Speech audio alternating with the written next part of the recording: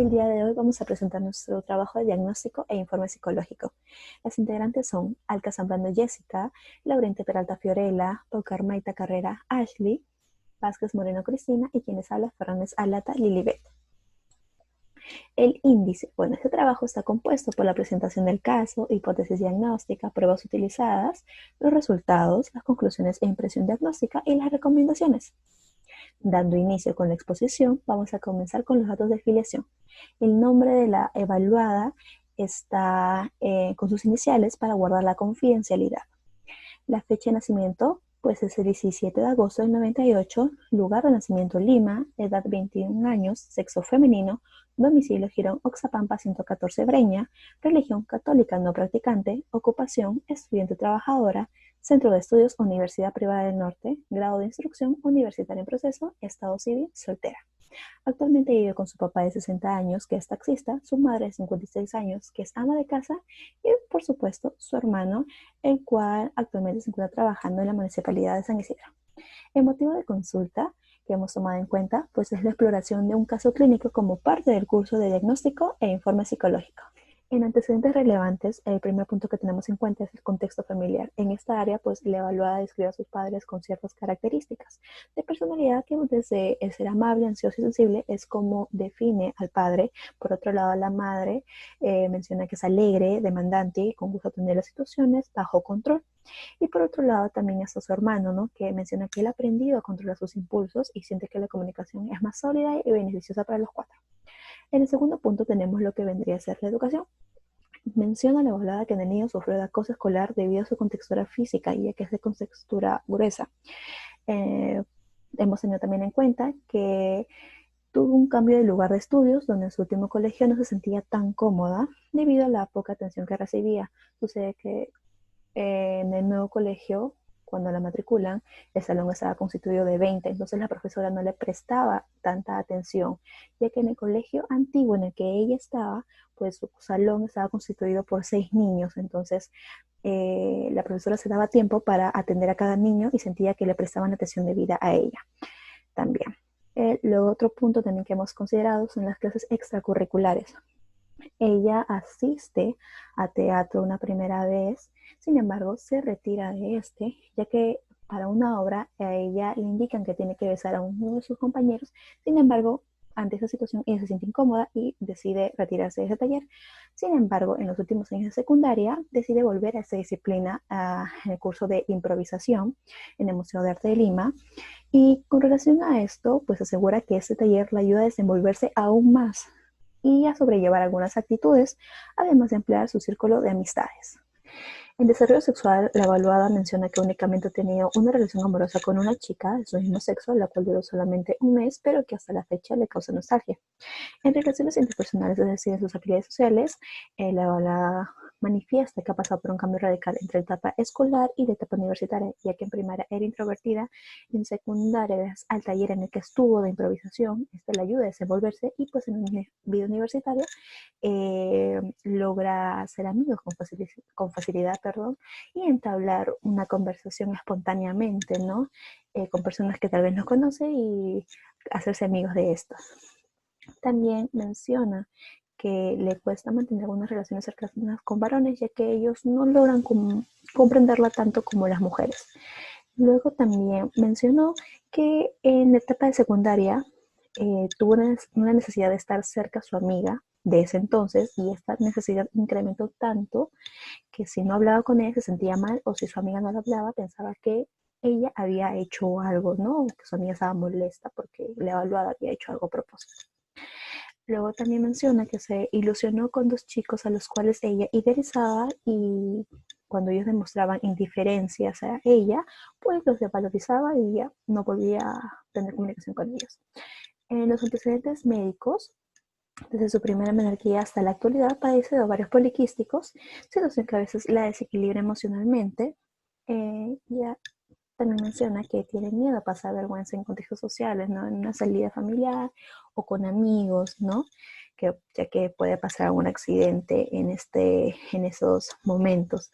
Luego en el ámbito laboral menciona que se pudo observar que hay una inestabilidad en trabajos que no son de su agrado, pues dura aproximadamente entre 1 a 3 días. Eso sucedió en base a 2 trabajos que tuvo en una panadería, pastelería, y en unas vendiendo zapatos en una tienda, ¿no? No se sentía muy cómoda en el contexto en el que ella estaba en ese momento.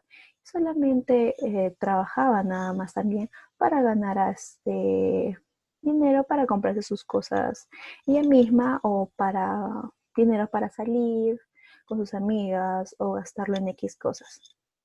Y es por eso que solamente en esos trabajos duraba poco. Sin embargo, en el trabajo que está actualmente ya lleva un tiempo largo y le va bien lo que menciona y ha aprendido bastante en este.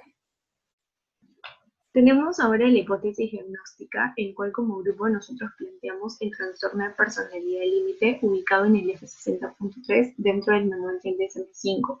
Dividimos este apartado en 3 aspectos, como indicadores generales, las áreas que podrían afectar y la contrastación en base a los criterios que nos presenta dicho manual.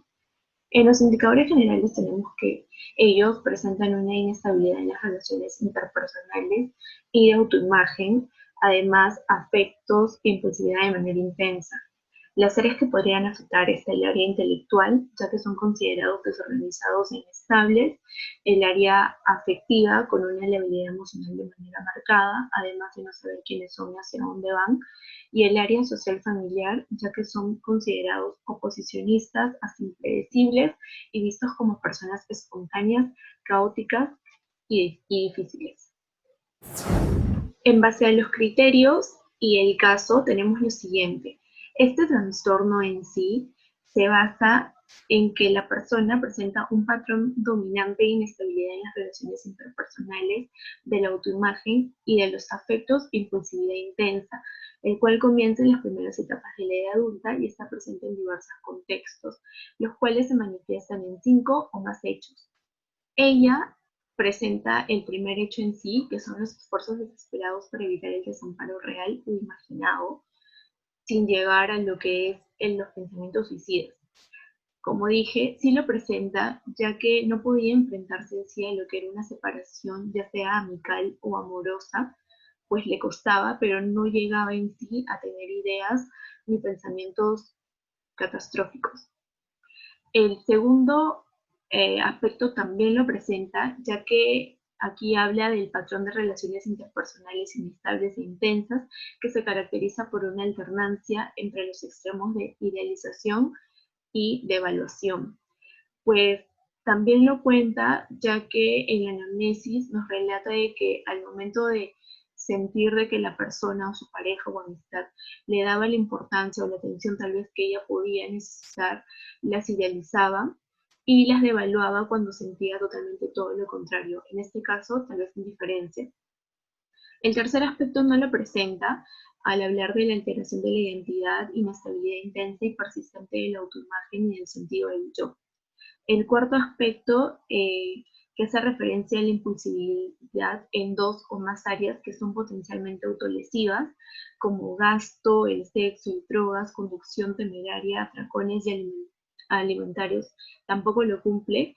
El quinto criterio tampoco, al hablar de comportamiento, actitud o amenazas recurrentes de suicidio. El sexto criterio o punto tampoco lo cumple al hablar de inestabilidad afectiva debido a una reactividad notable del estado de ánimo. El séptimo tampoco, que hace referencia a la sensación crónica de vacío.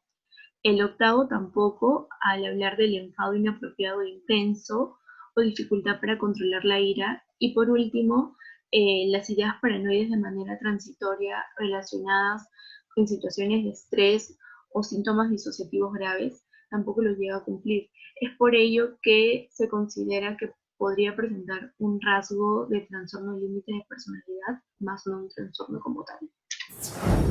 Son 4 las áreas a evaluar y son 5 los tests que se utilizaron para evaluar estas áreas.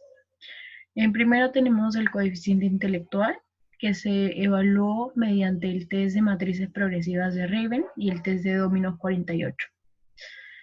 En relaciones interpersonales se usó el test de frases incompletas de Sacco.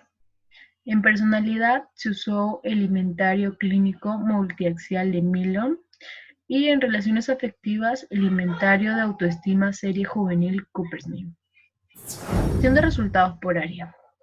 Vamos a comenzar con el área cognitiva. Como se mencionó, utilizamos el test de Raven, en el que duró aproximadamente 20 minutos para resolverlo. Ella obtuvo un puntaje de 47, teniendo un percentil de 80. Ella se posiciona en una categoría superior al término medio. En el test de Dominos tuvo un puntaje de 29, teniendo un percentil de 50, y la posiciona en una categoría término medio. Esto quiere decir que la evaluada no presenta indicadores de daño orgánico. Paralelamente a esto, presenta una adecuada capacidad de deducción de las relaciones, es capaz de dar sentido a un material desorganizado y confuso a través de experiencias pasadas de tal manera que éstas tengan sentido. Facilitan la capacidad de una estructura compleja. Ella tiende a ser veloz para comprender las ideas propuestas. Asimismo, es capaz de otorgar soluciones de manera que exista una correlación. Presenta la misma habilidad en el área de atención, siendo capaz de retener la información que se le da de manera espontánea. A ella se le facilita el ejecutar distintas actividades académicas no muy exigentes de forma satisfactoria. Continuamos con el área sociofamiliar. Los resultados los obtuvimos mediante las pruebas, la entrevista y la observación de la conducta. Esto refleja que la evaluada presenta indicadores positivos correspondientes a la dinámica familiar. Se observa que mantiene una buena relación con ambos padres, que siempre la están motivando y la están aconsejando. Sin embargo, suelen presenciarse en ocasiones discusiones entre ellos, como por ejemplo el quién va a pagar las deudas de la casa o alguna decisión relevante en las que ella siente que no se le toma en cuenta, pero que se resuelven de manera inmediata. Respecto a las relaciones interpersonales, arroja que la evaluada no se le dificulta el mantener relaciones sociales con extraños en distintas situaciones que permitan darse la oportunidad. Mantiene la característica de ser una persona sociable en un grupo grande de amistades. De igual forma, le agrada rodearse de personas que sean honestas y que se preocupen por ella y que no sean presumidas con sus logros obtenidos. Bueno, pasando al área emocional, podemos ver que son los resultados aplicados en las pruebas. En la evaluada predomina una alta autoestima, también tiene un muy buen rasgo de espontaneidad, lo que recién ha venido a desarrollar en su vida entre joven y adolescente, se podría decir, ya que ella ha podido superar algunas situaciones que en el pasado le podían afectar y ahora las lleva de una manera más resiliente. Pero a la vez también podemos terminar lo que son los rasgos dependientes. Esto se puede observar en la manera de que la evaluada se esfuerza e incluso tal vez le teme a poder romper algunos lazos con personas, ya sea de su círculo social o tal vez personas que la han atraído ya amorosamente. Y ella idealiza mucho a las personas, tiende a idealizarlas de la primera que ve que no cumple sus expectativas. Le duele esta separación, ¿no? Es muy tajante en cortar la relación, pero el luto que ella lleva por esta relación es demasiado largo y se demora mucho en olvidar a la persona. También hablando de la sexualidad, es inmaduramente sexual y esto le ocasiona tal vez a ella una incomodidad, pero no de una manera muy determinante. De igual manera, también habla mucho sobre sus logros a nivel emocional, como si ella misma se tratara de convencer que es así, de esa manera. Y finalmente, ella cuenta con algunas ideas, con algunos pensamientos que tal vez no pasan de esa manera en la vida real, pero ella los cree firmemente para así tratar, como dije previamente, de convencerse a sí misma de que eso está pasando. Y por último, vamos a ver un cambio muy rápido, un cambio no muy rápido, sino repentino en lo que es el estado de ánimo de ella. Bueno, ahora pasando a lo que es la conclusión diagnóstica, en un comienzo se planteaba que la paciente presentaba un trastorno límite de la personalidad, lo cual a través de los resultados arrojados a las pruebas aplicadas se ha descartado, ya que no cuenta con los criterios suficientes para poder diagnosticar ese trastorno. Y también los síntomas son demasiado transitorios y con muy poca intensidad, pero sí cumple algunos criterios, por lo que entonces se va a considerar que la paciente presenta rasgos límites de la personalidad, más no ningún trastorno en sí. También, como hemos visto ya en los resultados emocionales, la paciente presenta también rasgos histriónicos de la personalidad, y a la vez que le hemos aplicado el Milon, también arrojó que presenta un trastorno de ideas delirantes, pero no cumple con todos los criterios, entonces se va a considerar también como rasgos de ideas delirantes. Entonces, el diagnóstico sería el siguiente. En el eje 1 sería el rasgo de ideas delirantes con el código F22 según el CIE-10. En el eje 2 vamos a considerar los rasgos de la personalidad histriónica y también rasgos de personalidad límite. En el eje 3, la paciente cuenta con una enfermedad que es el síndrome de ovario poliquístico, por lo que tiene que tener medicación. En el eje 4, a través de la escala social, presenta otros problemas específicos relacionados con el ambiente social. Y en el eje 5, según la escala global de la enfermedad, lo situamos en el nivel 80, el cual quiere decir que los síntomas son transitorios y solo reaccionan a agentes estresantes psicosociales. En recomendaciones, considerando los 3 rasgos de personalidad y la baja complejidad del problema, podría abordarse una orientación psicológica como forma de tratamiento, pues de esta manera el profesional ayudará a que la evaluada reflexione sobre sí misma y evalúe aspectos de su situación actual. Por lo consiguiente, el psicólogo proporcionará asesoramiento e información en base a las necesidades, creando condiciones favorables para que se pueda adaptar de manera más saludable. Se recomienda que siga asistiendo a clases de improvisación y otras también que sean de su agrado, ya que, y de esa manera, deje de tener pensamientos poco adaptativos y también deje de pensar, como por ejemplo, el que se le dificulta socializar con los varones. Y por el contrario, sienta mucha mayor confianza en sus habilidades sociales, las cuales manifiesta ha ido desarrollando y mejorando con el tiempo. En relación en el aspecto emocional y desapego de una relación que aún recuerda con nostalgia, se sugiere que en los momentos en los que se acuerda de esa persona, redacte una carta de despedida y la deseche, pues de esta manera podrá manifestar emociones que tal vez no pudo haber dicho en ese momento. De este modo, la paciente se liberará de su pasado y se focalizará más aún en el futuro. En recomendaciones en lo que se desarrolla al trastorno, por otro lado, si sus rasgos también llegasen a agudizarse, sería adecuado que él llegue a un abordaje psicoanalítico, ya que es calificado como uno de los más adecuados a tratar en trastorno de personalidad con evidencia y eficacia, y a cambio de larga duración. Asimismo, siguiendo con el caso del incremento de síntomas y posible trastorno, se consideraría abordar para los 3 rasgos una terapia con un corte cognitivo, pues para ser más específicos, traería resultados positivos en cuanto a las ideas desilusionales, ya que reduciría de gran manera la certeza de estas ideas, la perturbación emocional asociada y la discapacidad social. Resultados alentadores en los rasgos también se verían consecuencias alentadoras en relación a la personalidad histriónica, ayudándola a identificar sus emociones y sentimientos para utilizarlos constructivamente y a realizar modificadores graduales en el tipo de pensar y que tienen. Y por último, se intervendría de inmediato si se presentase un trastorno de personalidad límite, para reducir conductas que suponen un riesgo para la vida de estos pacientes.